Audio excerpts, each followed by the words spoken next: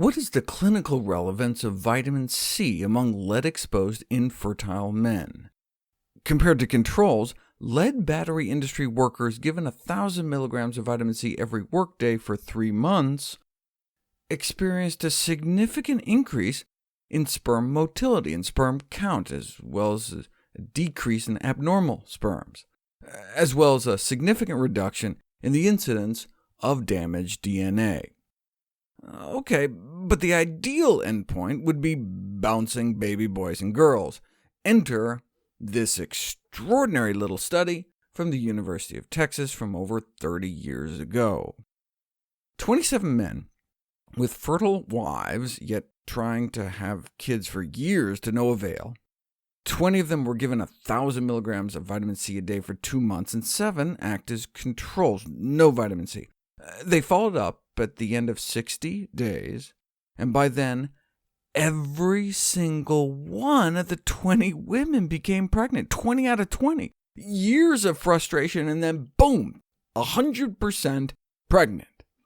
And not a single one of the women in the control group got pregnant. Rarely does one see these kind of black and white results in the medical literature for any intervention. Is the vitamin C just lowering the oxidative stress from the lead, or actually lowering the level of lead? Sure, antioxidant supplementation can have antioxidant effects, but may fail to actually lower lead levels in the blood.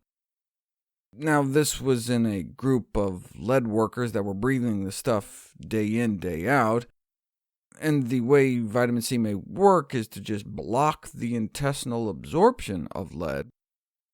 An earlier study showed vitamin C supplementation apparently cut lead levels by 1/3 within 6 months, but that was with a whopping 2-gram dose with added zinc. Another small study found the same 30% drop with just 500 milligrams a day, no zinc, and in only 1 month. But neither of these studies had a control group that didn't take anything, so you don't know if maybe their levels would have fallen anyway. It's like this almost too-good-to-be-true study on the role of vitamin C in scavenging lead toxicity from biosystems, by which they meant children. 250 to 500 milligrams a day of vitamin C for a few months, shaving hair samples every month, and saw up to a 69% decline in lead levels. So they repeated it in 2 other small groups of kids, and saw the same amazing kind of drops in every single child. But maybe lead levels were just dropping throughout the whole community during that time? Without measuring lead levels in a control group of kids not taking vitamin C, we can't be sure. Here's a good study to illustrate.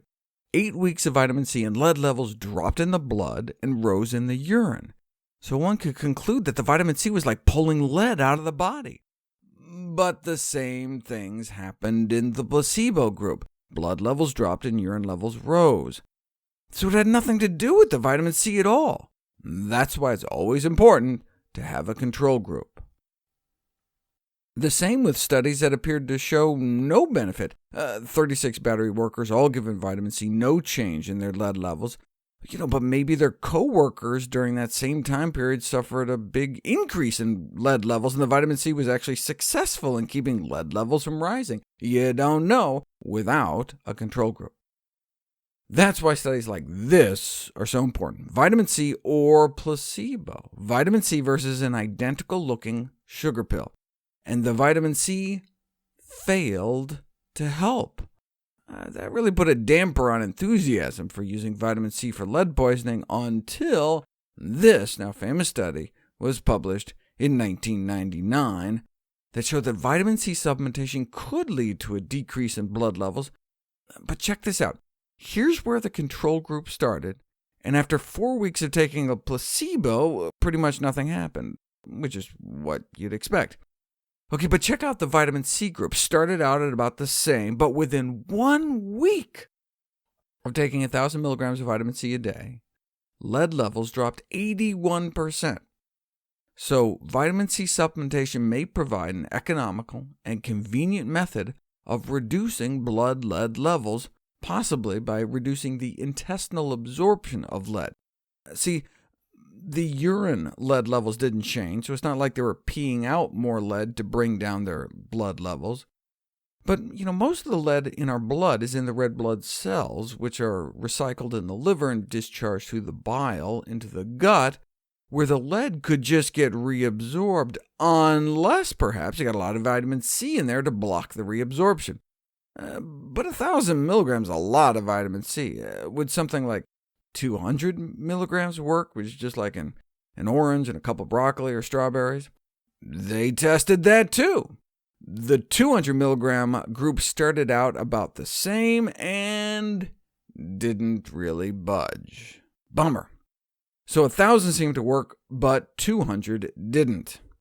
Isn't 1,000 a bit unnatural, though? I mean, the RDA is only 60. Well, actually, we may have evolved for millions of years getting closer to 600 milligrams a day, 10 times the current RDA, because we were shoveling in so many fruits and greens. Yeah, but could you reach 1,000 milligrams without having to take pills? Sure, that's the amount of vitamin C, for example, that can be found in 3 bell peppers.